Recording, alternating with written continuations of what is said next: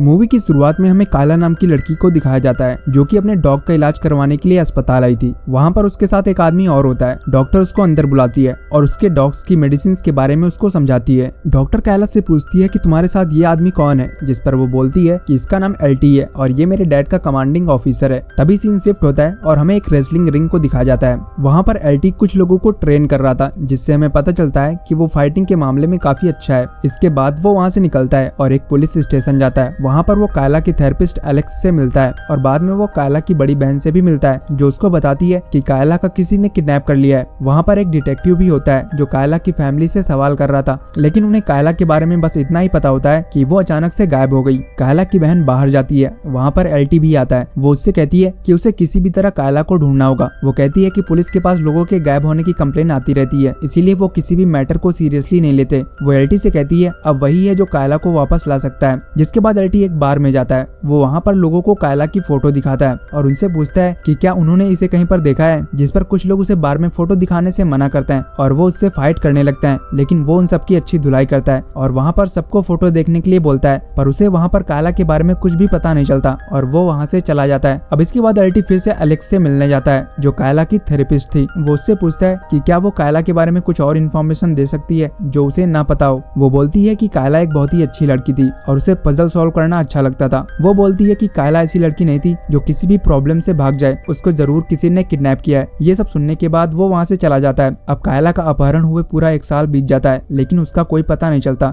LT भी अब हार मान चुका था और वो खुद ड्रग्स को यूज करने लगा था। वो पागलों की तरह अकेले बात करता था। जब वो ड्रग्स के नशे में था, उससे मिलने उसके दोस्त आते हैं। वो उससे पूछते हैं कि उसने क्या क्या लिया है। वो उसे वॉशरूम ले जाते हैं और वहाँ पर वो उल्टियाँ करता है। एलटी कहता है कि तुम लोग यहाँ पर क्यों आए। वो कहते हैं कि तुमने ही तो हमें कॉल करके बुलाया। एलटी को कुछ भी याद नहीं आता। एलटी कहता है कि शायद मैंने तुम्हें आखिरी गुड बाय करने के लिए बुलाया होगा। उसके दोस्त बोलते हैं कि ड्रग्स लेना बंद कर दो और अगर तुमने बंद नहीं किया तो अगली बार हमें मत बुलाना। अब इसके बाद वो सब वहाँ से चले जाते हैं। अब एलटी अपने घर से निकलता है। घर के बाहर वो एक लड़की से मिलता है। वहाँ पर एलटी के पीछे एक और लड़का आ रहा था। वो उस लड़की से पूछता है कि तुम कौन हो। वो कहती है कि मैं बस तुमसे शांति से बात करना चाहती हूँ। जिस पर एलटी बोलता है कि अगर तुम्हें शांति चाहिए तो पहले अपने आदमी को गन अंदर रखने के लिए बोलो। एलटी ने उस आदमी की तरफ देखा भी नहीं था। वो लड़की उसको गन अंदर रखने के लिए बोलती है। वो बताती है कि मेरा नाम लोला है और मेरी कजन 3 दिन पहले गायब हो चुकी है। जिसके बाद एलटी उन्हें अपने रूम पर ले जाता है। एलटी उनसे पूछता है कि वो उनकी मदद कैसे कर सकता है। वो कहते हैं कि हमें पता है कि तुम 1 साल पहले अपनी दोस्त की बेटी को ढूंढ रहे थे, बस हमें जानना है कि तुम्हें क्या मिला। जिस पर एलटी बोलता है कि मुझे कायला नहीं मिली, बस मुझे यही मिला। लोला बोलती है कि उन्हें एक वैन का नंबर प्लेट मिला है जिसका आधा हिस्सा गायब है। वो कहते हैं कि क्या तुम इसके बारे में पता लगा सकते हो। जिसके बाद एलटी अपने एक दोस्त के पास जाता है जो उसे उस वैन की इन्फॉर्मेशन दे देता है। वो वहाँ से निकलकर फिर से उसी लड़की के पास जाता है और उसको बोलता है कि मुझे वैन के बारे में पता चल गया है कि वो कहाँ पर है। वो कहता है कि इस काम में आगे बढ़ने से पहले मेरी कुछ शर्तें हैं कि जो भी मैं कहूँगा वो तुम्हें मानना पड़ेगा और मेरे बिना तुम कोई भी चीज नहीं करोगे और मुझे इन सब में पुलिस नहीं चाहिए। जिसके लिए लोला मान जाती है। अब ये दोनों एक कार में बैठकर उस वैन को फॉलो करते हैं। उसमें से एक लड़का निकलता है जिसको देखते ही लोला उसके पीछे लग जाती है। तभी वो लड़का उसको देख लेता है और वो भागने लगता है। वो आके एक शॉप में छुप जाता है। लोला एलटी को अपनी लोकेशन बोल देती है। वो वहाँ पर कुछ बंदों से मिलती है जो उसको लगभग मारने ही वाले थे, लेकिन वो बोलती है कि मैं यहाँ के डॉन के बारे में जानती हूँ। वहाँ पर एक लड़का डॉन के 3 कुत्तों का नाम पूछता है, जिस पर वो 3 नाम ऐसे ही बोल देती है। वहाँ पर दूसरा आदमी बोलता है क्या इसने सही बताया,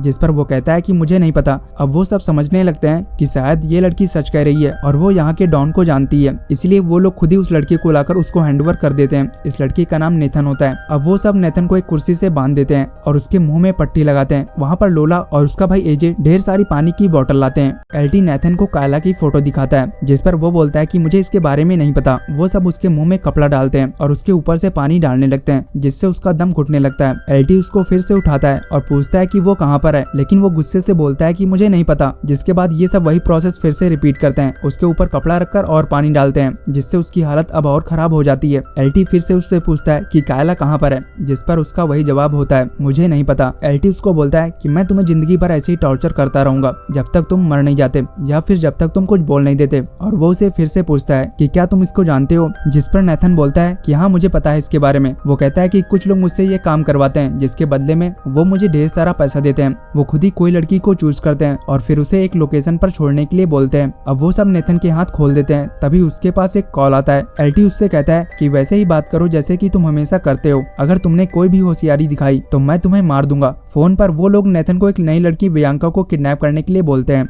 वो उसको किडनैप करके के कहां पर छोड़ना है वो भी बता देते हैं। अब ये सब नेथन को बियांका को किडनैप करने के लिए बोलते हैं, जिसके बाद नेथन उसका किडनैप कर लेता है और ये सब उसका पीछा करते हैं। नेथन बियांका को किडनैप करके एक जगह पर छोड़ देता है। तभी वहाँ पर एक आदमी कार से आता है और वो बियांका को अपनी कार में डालता है। वो उसे लेकर वहाँ से चला जाता है। अब नेथन भी वहाँ से भाग रहा होता है। तभी एलटी उसको रुकने के लिए बोलता है, पर वो नहीं रुकता, जिसके बाद एलटी उसको शूट कर देता है। अब लोला दूरबीन से उस आदमी को देख रही होती है और एलटी एक स्नाइपर से उनको देख रहा था। तभी वहाँ पर एक कार आती है जिसमें से वही लड़की निकलती है जो कायला की डॉक्टर थी, यानी कि एलेक्स। उसे देखकर एलटी शॉक्ड हो जाता है। लोला बोलती है कि ये मेरी नेफ्यू सोफिया की केयरटेकर थी जब उसकी माँ गुजर गई थी। ये दोनों कहते हैं कि वो वहाँ पर नहीं जा सकते क्योंकि अगर उनमें से कोई उससे मिलने गया तो वो उन्हें पहचान लगी, क्योंकि एलेक्स दोनों से पहले भी मिल चुकी थी। इसीलिए ये सब एजे को उनके पास भेजने के बारे में सोचते हैं। एजे वहाँ पर जाता है। वहाँ पर एक आदमी बाहर लकड़ियाँ काट रहा था। एजे उसको बोलता है कि मेरी कार बाहर खराब हो गई है और मेरा फोन भी डेड हो चुका है, तो क्या वो अंदर चलकर फोन चार्ज कर सकता है। तभी वहाँ पर एलेक्स भी आ जाती है। वो पहले उसका नाम पूछती है और फिर उसके नाम का मतलब पूछती है,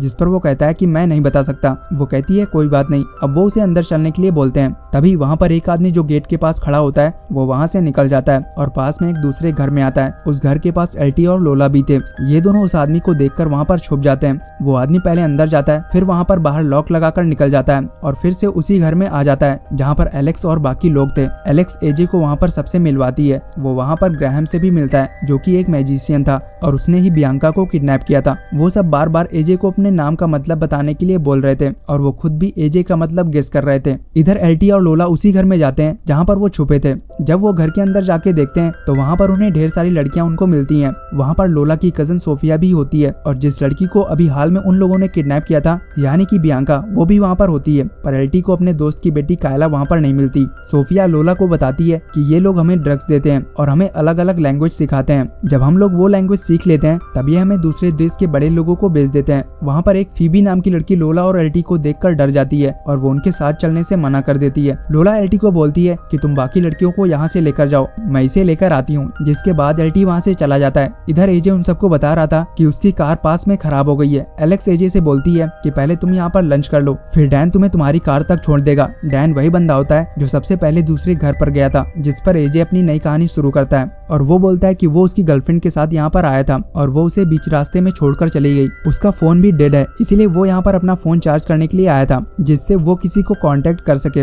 उसकी बातें सुनकर वहाँ पर बाकी लोग उस पर शक करने लगते हैं। एलेक्स ग्राहम से एजे को एक मैजिक ट्रिक दिखाने के लिए बोलती है। वहाँ पर एक चाइनीज बंदा भी होता है जो ये सब चुपचाप देख रहा था। ग्राहम उसे एक कार्ड की मैजिक ट्रिक दिखाता है और उसके बाद वो तुरंत एजे को शूट कर देता है। अब एलेक्स डैन को बोलती है जाओ वहाँ पर सभी लड़कियों को चेक करो, जिस पर वही चाइनीज आदमी बोलता है कि वहाँ पर डैन नहीं बल्कि ग्राहम जाएगा। जिसके बाद ग्राहम वहाँ से निकल जाता है। तभी वहाँ पर एजे दोबारा उठता है। वो मरा नहीं था, उसने बुलेट प्रूफ जैकेट पहन रखी थी। अब वो उन्हें अपना नाम बताता है, अमारी जेम्स, और उसके बाद वो एलेक्स और उसके बॉयफ्रेंड को शूट कर देता है और अब वो डैन को मारने वाला था। तभी वही चाइनीज बंदा उसके सिर में शूट कर देता है। एलेक्स की सांसें अभी भी चल रही होती हैं, लेकिन वो चाइनीज बंदा उसको भी मार देता है और डैन को भी लड़कियों को देखने के लिए बोलता है और वो खुद वहाँ से चला जाता है। अब इधर जब ग्राहम पहले आता है तो वहाँ पर बस लोला थी। ग्राहम जैसे ही अंदर आता है लोला उस पर अटैक कर देती है और उसे जान से मार देती है। अब काफी देर हो चुकी थी तो वहाँ पर एलटी भी आ जाता है और जब ये दोनों वहाँ पर फीबी को निकालने की कोशिश कर रहे थे तभी वहाँ पर डैन आ जाता है। वो आते ही एलटी को मारने लगता है, लेकिन कुछ देर फाइट के बाद एलटी उसे अपने कब्जे में ले लेता है। वहाँ से लोला और फीबी दोनों चली जाती हैं। अब वो डैन से कायला के बारे में पूछता है, जिस पर वो बोलता है कि ये लड़की हमेशा भागने की कोशिश करती रहती थी और इसीलिए इसे हमें यहाँ से बाहर भेजना पड़ा। डैन बोलता है कि मेरे बेटे को पता है कि मैं एक आर्मी सोल्जर हूँ। एलटी उसको बोलता है कि अगर तुम ये नहीं चाहते कि तुम्हारे बेटे को तुम्हारे सच के बारे में पता चले तो बताओ कायला कहाँ पर है। डैन एलटी को अपना फोन देता है और उसे चेक करने के बाद एलटी को पता चलता है कि कायला जोहानिसबर्ग में है। अब एलटी डैन को भी मार देता है और वापस लोला के पास जाता है, जहाँ पर वो देखते हैं कि एजे भी सबके साथ मर चुका है। एलटी लोला को बोलता है कि कायला जोहानिसबर्ग में है, जिस पर लोला बोलती है कि हम उसे लेने कब चल रहे हैं और यहीं पर यह मूवी खत्म हो जाती है।